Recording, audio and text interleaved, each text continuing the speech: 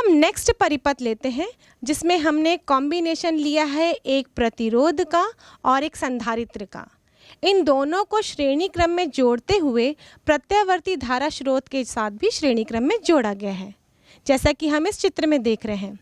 जो प्रतिरोध हमने लिया है उसका प्रतिरोध है R और जो संधारित्र हमने लिया है उसकी धारिता है C। अब प्रत्यावर्ती वोल्टता इस परिपथ में लगाई गई है, उसका समीकरण है V = V0 sin omega t, जिसको हम समीकरण 1 से दर्शा रहे हैं। ये प्रत्यावर्ती वोल्टता दोनों ही घटकों में उनके प्रतिरोधों के आधार पर, उनके रुकावट के आधार पर बढ़ जाएगी और इसीलिए यदि हम प्रतिरोध के सिरों के मध्य विभव अंतर देखें, जिसको हम VR से दर्शा रहे हैं, तो ये हो जाएगा I × R, जहाँ R रुकावट होती है। अब हम इस संधारित्र के सिरों के मध्य वोल्टेज देखें, जिसको हम दर्शाएंगे VC से, तो ये हो जाएगा I × इस संधारित्र के द्वारा डाला गया रुकावट, जिसको हम कहते हैं संधारित्रीय प्रतिघात, यानी कि XC। तो इसको हम इंटू करेंगे XC से। अब इन दोनों को हम नाम दे देते हैं समीकरण 2 और समीकरण 3। इन दोनों विभव अंतर का, जो कि प्रतिरोध के सिरों के मध्य है और संधारित्र के सिरों के मध्य है, इनके द्वारा परिणामी विभव अंतर ज्ञात करेंगे, क्योंकि इसी के कारण ही तो इस परिपथ में धारा प्रवाहित होगी। तो इसका आरेख बनाते हैं। यदि हम पुराने AC परिपथ को रिकॉल करें तो जिस परिपथ में केवल प्रतिरोध लगा होता है उसमें धारा और विभव अंतर दोनों ही समान कला में होते हैं। तो सबसे पहले हम धारा बनाएंगे I से और प्रतिरोध के सिरों के मध्य विभव अंतर बनाएंगे, वो समान कला में होगी तो उसको भी हम सेम रेखा में खींचेंगे। लेकिन संधारित्र में क्या होता है? संधारित्र में धारा और विभव अंतर के बीच में कला अंतर होता है पाई का। वोल्टेज धारा से पश्चगामी होती है 90 डिग्री से, तो हम यहाँ पर VC बनाएंगे जो धारा से पश्चगामी होगी, तो इसको हम नीचे की ओर खींचेंगे। तो इस प्रकार का कला आरेख हमको देखने को मिलेगा। अब इसका परिणामी निकालना है VR और VC का, तो हम यहाँ चतुर्भुज बनाएंगे और इस चतुर्भुज का जो विकर्ण होगा ये परिणामी वोल्टता को रिप्रेजेंट करेगा। तो विकर्ण बना दिया गया, ये है V। तो जो परिणामी वोल्टता होगी V² = VR² plus VC²। V² बराबर, अब VR का मान लिख देते हैं।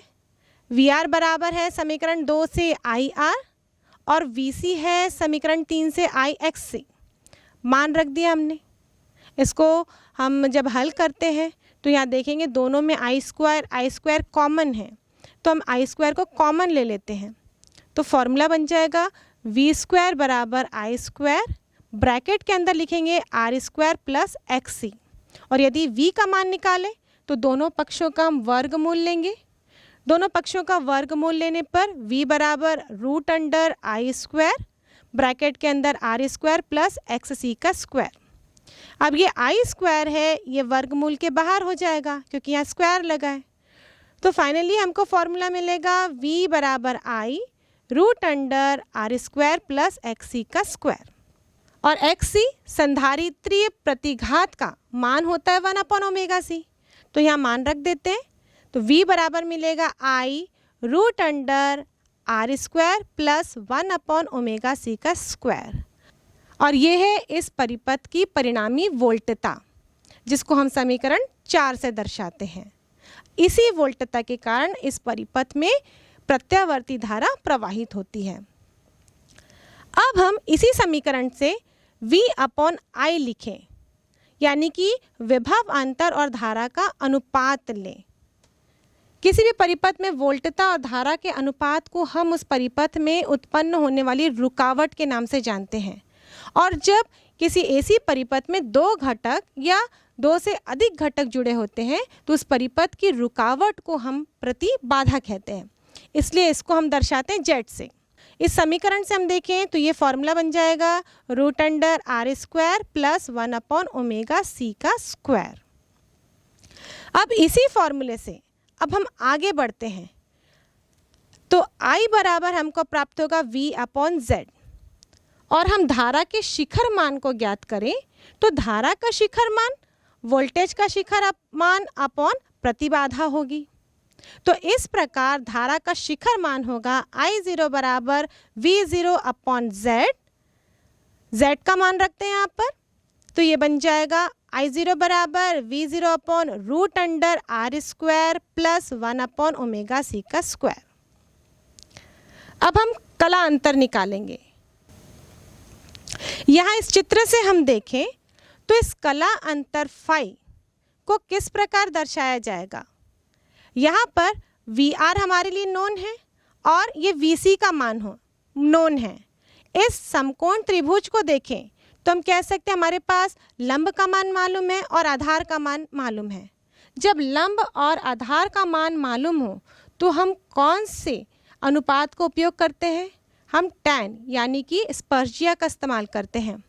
तो यहाँ पर tan फाई बराबर होगा लंब बटे आधार यानी VC/VR।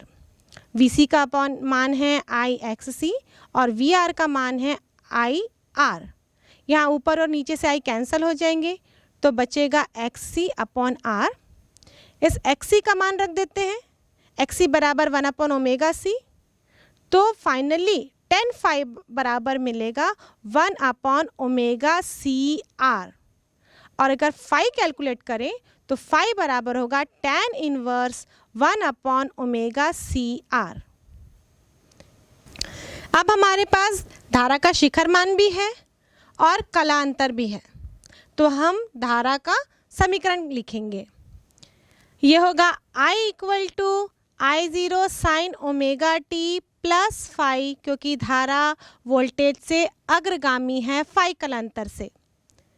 और यहाँ से हम लिख सकते हैं I बराबर धारा का शिखर मान लिखेंगे V0/√R² प्लस 1/ω/c का square sine ω/t plus phi का मान लिख देते हैं, ये होगा tan इनवर्स 1/ω/CR। अब हम फेजर आरेख बनाते हैं। कला आरेख तो हमने बना लिया, अब फेजर आरेख हम देखें तो ये x अक्ष है, ये y अक्ष है। धारा और परिणामी वोल्टेज के बीच में कितने का अंतर है? फाई कलांतर का।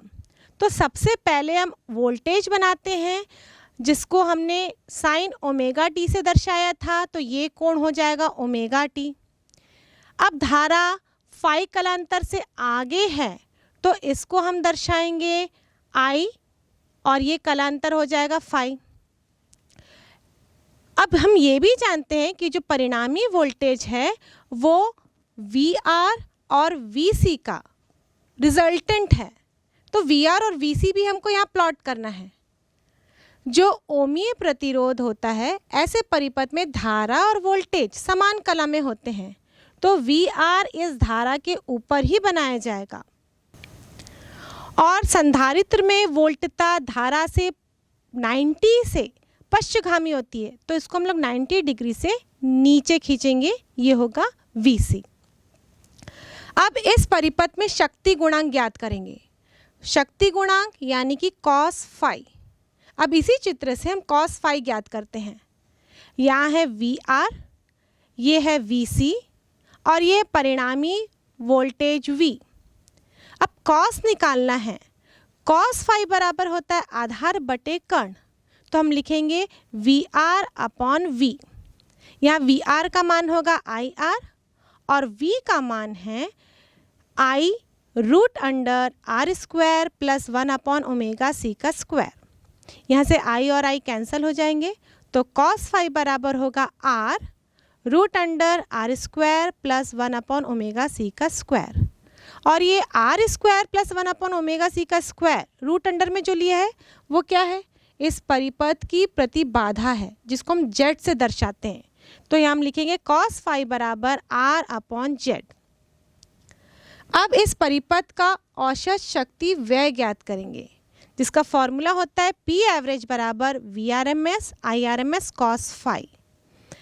इस VRMS की जगह लिखेंगे IRMS इंटू रुकावट, रुकावट होती है प्रतिबाधा, तो यहाँ हम Z से इंटू करेंगे, इंटू IRMS, cos फाई के स्थान पर लिखेंगे R/Z, यहाँ से Z और Z कैंसिल हो जाएगा, ये बनेगा IRMS का स्क्वायर इंटू R, और इस RMS मान को यदि शिखर मान में कन्वर्ट करें तो ये हो जाएगा I0/√2 का स्क्वायर इंटू R, और हम लिखेंगे I0 का स्क्वायर R/2, और ये मान वैसा ही है जैसा हमको AC परिपथ में मिला था जब हमने केवल ओमीय चालक या ओमीय प्रतिरोध वहाँ पर लगाया था। इसका मतलब ओमीय प्रतिरोध में जिस प्रकार केवल शक्ति का व्यय होता है या क्षय होता है, वैसे ही इस परिपथ में भी शक्ति का क्षय ही होगा, क्योंकि यहाँ पर भी हम ग्राफ बनाएं तो ये ग्राफ वैसे ही बनेगा और इसमें भी जो शक्ति है उसके धनात्मक क्षेत्रफल ही प्राप्त होंगे, और कुल मिला के हम कह सकते हैं कि ऐसे परिपथ में भी ऊर्जा क्षय की दर अधिक होती है या ऊर्जा की हानि अधिक होती है। अब हम ऐसा परिपथ लेते हैं जिसमें एक प्रेरक कुंडली और प्रतिरोध दोनों को श्रेणी क्रम में जोड़ा गया है और उनके सिरों पर एक प्रत्यावर्ती वोल्टेज स्रोत लगाया गया है। इस प्रकार ये परिपथ तैयार हुआ है। ये प्रत्यावर्ती वोल्टता जो इस परिपथ में दी जा रही है, इसका समीकरण होगा V = V0 sin omega t, और ये वोल्टेज इन दोनों घटकों में ड्रॉप हो जाएगा। कुंडली के सिरों के मध्य वोल्टेज या विभव अंतर को VL से दर्शाएंगे, जिसका फॉर्मूला होगा VL = IXL, क्योंकि यहाँ पर जो रुकावट है इस कुंडली के द्वारा यानी कि प्रेरकी प्रतिघात वो XL से दर्शाया जाता है, और प्रतिरोध के सिरों के मध्य जो विभव अंतर होगा उसको हम लिखेंगे VR = I × R, जिसको समीकरण 3 से दर्शाया जा रहा है। अब इन दोनों विभव अंतर का जो परिणामी होगा, उस परिणामी विभव अंतर के कारण ही इस परिपथ में धारा प्रवाहित होगी। तो सबसे पहले इनका परिणामी विभव अंतर निकालते हैं। हम जानते हैं कि ओमीय प्रतिरोध वाले परिपथ में धारा और वोल्टेज दोनों समान कला में होते हैं, लेकिन ऐसा परिपथ जिसमें केवल प्रेरक कुंडली लगी हो, उस परिपथ में धारा और वोल्टेज दोनों के बीच में 90 का कला अंतर होता है और वोल्टेज धारा से अग्रगामी होती है। तो इसका सबसे पहले हम कला आरेख बनाएंगे। ये सबसे पहले हमने I बनाया, जो VR होगा इस I के ऊपर ही बनाया जाएगा क्योंकि दोनों के बीच में कोई कला अंतर नहीं है, और VL I से 90 कला अंतर से ऊपर की ओर बनाया जाएगा। अब VR और VL का परिणामी निकालने के लिए हम एक चतुर्भुज ड्रॉ करेंगे। इस चतुर्भुज का विकर्ण ही इन दोनों का परिणामी होगा, जिसको हम दर्शाते हैं V से, और सूत्र अनुसार इस विकर्ण को लिखें तो ये होगा V² = VR² + VL का स्क्वायर। अब दोनों के मान रख देते हैं समीकरण 2 और 3 से, तो हमें मिलेगा V² = IR² + IXL²। यहाँ में दोनों में हम I² कॉमन लें तो मिलेगा V² = I² R² + XL²। अब दोनों पक्षों का वर्गमूल लेने पर हमें मिलेगा V = √I² ब्रैकेट के अंदर R² + XL का स्क्वायर। यहाँ से I² रूट से बाहर निकल जाएगा तो हमें मिलेगा V = I √R² + XL का स्क्वायर, और XL का मान कितना होता है ओमेगा L, तो यहाँ मान रख देते हैं तो हमें फाइनली मिलेगा V/I = √R² + ओमेगा L का स्क्वायर।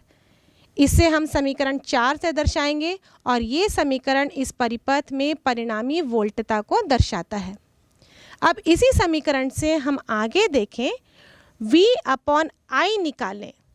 वोल्टेज अपॉन धारा का अनुपात किसी परिपथ में रुकावट को दर्शाता है और यहाँ पे इस रुकावट को हम कहते हैं प्रतिबाधा, तो इसे हम दर्शाएंगे Z से।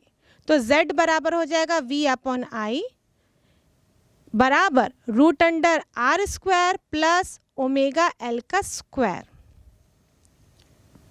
यहीं से हम धारा का शिखर मान ज्ञात करें तो फॉर्मूले के अनुसार I बराबर हो जाएगा V अपॉन Z। तो धारा का शिखर मान बराबर होगा वोल्टेज का शिखर मान अपॉन Z। तो यहाँ से हमें मिलेगा I0 बराबर V0 upon root under R square plus omega L का स्क्वायर। अब धारा और वोल्टेज के बीच में कलांतर निकालते हैं। फिर वही कला आरेख को देखेंगे। यहाँ कला आरेख में VL है लंब के रूप में और VR है आधार के रूप में। तो tan phi बराबर होगा VL अपॉन VR। VL का मान लिखेंगे IXL, VR का मान IR। यहाँ से I और I कैंसिल होगा और हमारे पास बचता है XL अपॉन R। XL बराबर होता है ओमेगा L, मान रखते हैं। tan phi बराबर ओमेगा L अपॉन R और phi बराबर tan inverse omega L R। और इस कला आरेख से ये स्पष्ट है कि धारा वोल्टेज से पश्चगामी है। तो अब हम धारा का समीकरण लिखेंगे। धारा के समीकरण में I बराबर I0 sine omega t minus phi, क्योंकि धारा पश्चगामी है वोल्टेज से। धारा के शिखर मान का मान रखते हैं हम। I बराबर V0 upon root under R square plus omega L का whole square into sine omega t minus tan inverse omega L upon R. यह है धारा का समीकरण। अब इसके आधार पर हम फेजर आरेख बनाएंगे। फेजर आरेख में x और y दो अक्ष लिए। यहाँ पर जो हमने प्रत्यावर्ती वोल्टेज लिया था V, वो कितने कोण में है? Omega T. यही तो परिणामी था VR और VL का। अब हम जानते हैं कि धारा वोल्टेज से पश्चगामी हो गई है फाई कलांतर से। तो हम यहाँ पर बना रहे हैं धारा जो कि फाई कलांतर से पश्चगामी है। धारा और प्रतिरोध के सिरों के मध्य जो विभव अंतर है वो दोनों समान कला में है। तो इसी के ऊपर हम बनाएंगे VR। और VR और जो कुंडली के सिरों के मध्य विभव अंतर है वो धारा से अग्रगामी है π/2 कलांतर से। तो हम यहाँ पर 90 डिग्री के कोण से VL बनाएंगे। इस प्रकार फेजर आरेख तैयार होता है। अब हम इस परिपथ में शक्ति गुणांक ज्ञात करेंगे। शक्ति गुणांक यानी कि cos फाई। फिर हम इस कला आरेख को देखें तो इस कला आरेख में आधार बटे कर्ण ये होगा cos फाई। आधार है यहाँ पर VR और कर्ण है इसका V। तो cos फाई बराबर होगा VR upon V। cos phi बराबर IR upon I root under R square plus omega L का होल स्क्वायर। अब cos फाई बराबर I से I कैंसिल हो जाएगा तो हमें मिलेगा R upon root under R square plus omega L का स्क्वायर। और ये जो root under R square plus omega L इसका स्क्वायर है वो दर्शाता है इस परिपथ की प्रतिबाधा को। तो उसके स्थान पर हम लिखेंगे Z। तो cos फाई का मान मिलेगा R अपॉन Z। अब यहाँ से हम इस परिपथ में औसत शक्ति ज्ञात करें तो होगा P एवरेज बराबर VRMS into IRMS cos phi. cos phi का मान रखेंगे R अपॉन Z और V के स्थान पे लिखेंगे IRMS इंटू प्रतिबाधा यानी कि Z। यहाँ से Z और Z कैंसिल हो जाएंगे तो समीकरण मिलता है IRMS का स्क्वायर इंटू R। अब इस सूत्र को हम शिखर मान के रूप में कन्वर्ट करेंगे धारा के। तो हम यहाँ लिखेंगे I0 अपॉन रूट 2 का स्क्वायर इंटू R। ये रूट 2 का स्क्वायर करेंगे तो 2 आ जाएगा। फाइनली P एवरेज बराबर मिलेगा I0 का स्क्वायर इंटू R अपॉन 2। तो ये बिल्कुल वैसा ही समीकरण है जैसा कि एक AC परिपथ में केवल ओमीय प्रतिरोध यानी कि चालक लगाने पर प्राप्त होता है। इसका मतलब इस परिपथ में भी ऊर्जा का क्षय होता है, यानी कि ऊर्जा अवशोषित होती है और कुछ चक्र हमको शक्ति का धनात्मक क्षेत्रफल में ही प्राप्त होगा। तो इसका तरंग आरेख देखें तो इसमें शक्ति के सारे क्षेत्रफल धनात्मक हैं। तो इस प्रकार जब किसी एसी परिपथ में प्रतिरोध के साथ प्रेरक कुंडली को श्रेणी क्रम में जोड़कर प्रत्यावर्ती वोल्टता लगाई जाती है तो उस परिपथ में हमेशा शक्ति का क्षय ही होता है।